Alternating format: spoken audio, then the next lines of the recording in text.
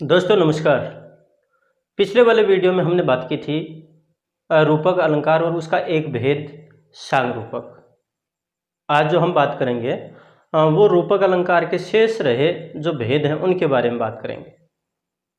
दोस्तों सबसे पहला जो इसमें जो भेद था वो तो था सांग रूपक।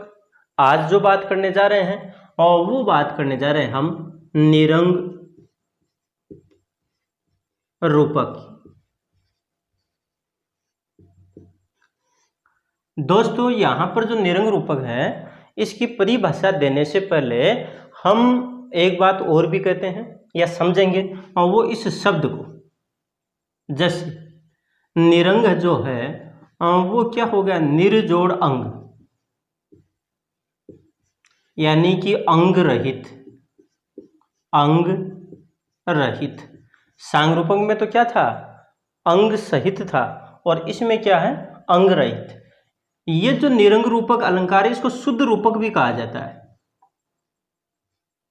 शुद्ध रूपक भी इसको कहा जाता है। और इसको हम जो परिभाषित करेंगे तो इस प्रकार से परिभाषित कर सकते हैं निरंग रूपक को। परिभाषा, और वो इस तरह से कि जब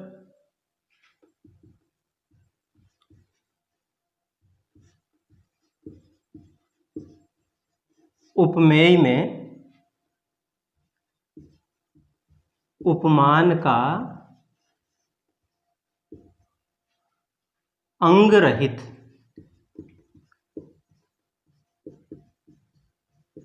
आरोप कर दिया जाए या आरोप हो, वहां निरंग रूपक अलंकार होता है।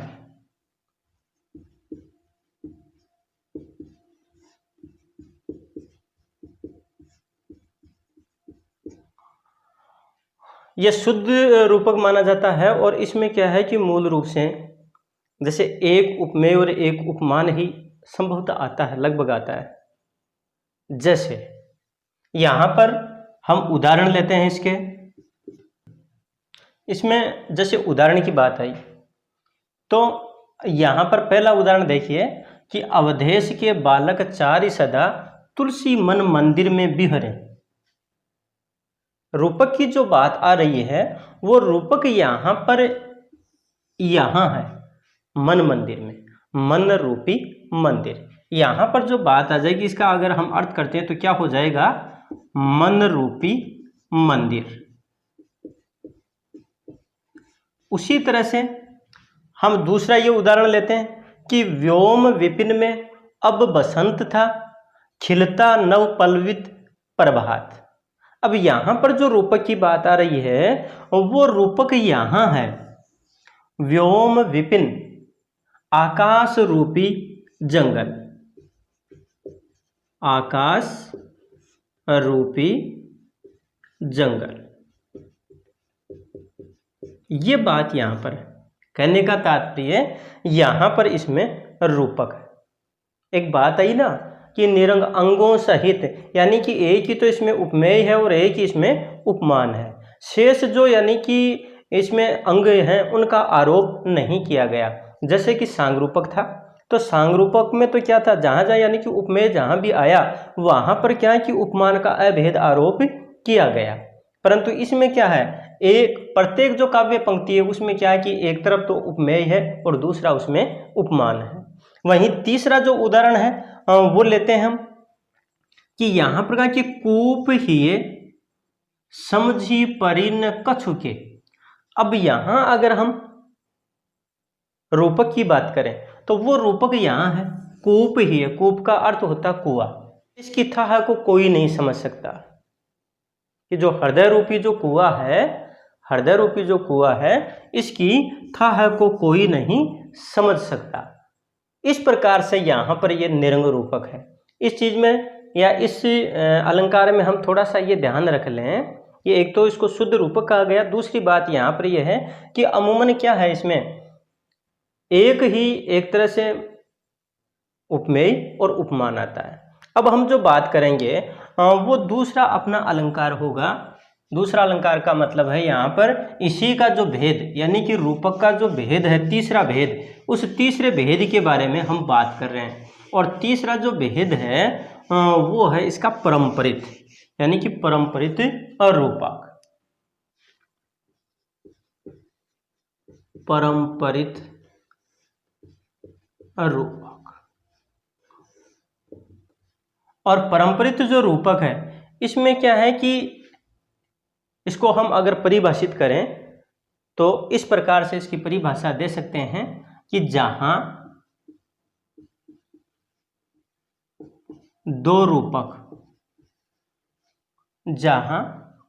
रूपक हों और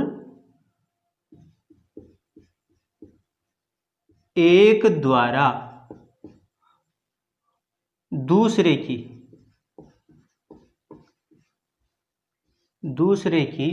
पुष्टि की जाए।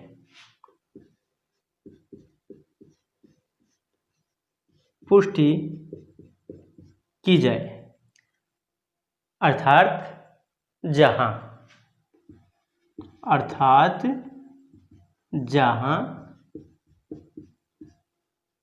एक रूपक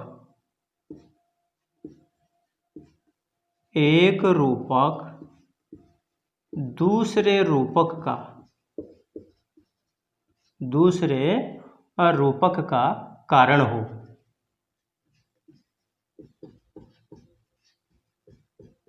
वहां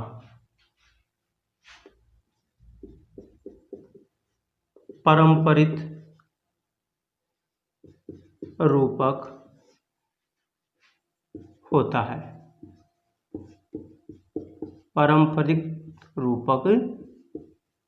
है।